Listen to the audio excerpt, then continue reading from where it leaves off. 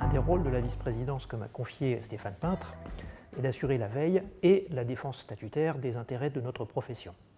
C'est le cas de la prime de responsabilité des DGS.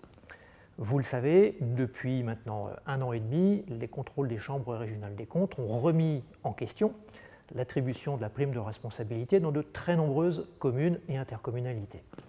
Le tout au motif de la non-possibilité de cumul de cette prime de responsabilité avec le RIFSEP. Il s'agit bien évidemment d'un des éléments importants de reconnaissance de nos fonctions, non seulement en termes statutaires, mais aussi en termes symboliques. Cette difficulté a cumulé en juin 2021 avec un jugement du tribunal administratif de Lyon qui a annulé la possibilité de donner cette prime de responsabilité dans le cadre du régime indemnitaire du centre de gestion du Rhône. Il y avait donc urgence à agir. Stéphane Peintre a obtenu un entretien direct avec la ministre en juillet 2021 qui nous a assuré de son soutien sur ce dossier en nous promettant de régulariser la situation.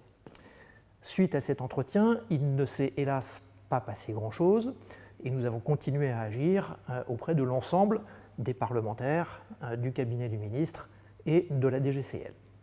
Nous avons eu l'opportunité d'obtenir une réponse à une question écrite posée par une députée ancienne DGS qui a permis à la DGCL de préciser sa volonté d'action. Cette volonté d'action s'est concrétisée au Conseil supérieur de la fonction publique territoriale du 22 juin, au cours duquel la DGCL a présenté un projet de décret qui permettra de consolider l'attribution de la prime de responsabilité. Ce projet de décret a fait l'objet d'un avis favorable des employeurs et de 2 organisations syndicales.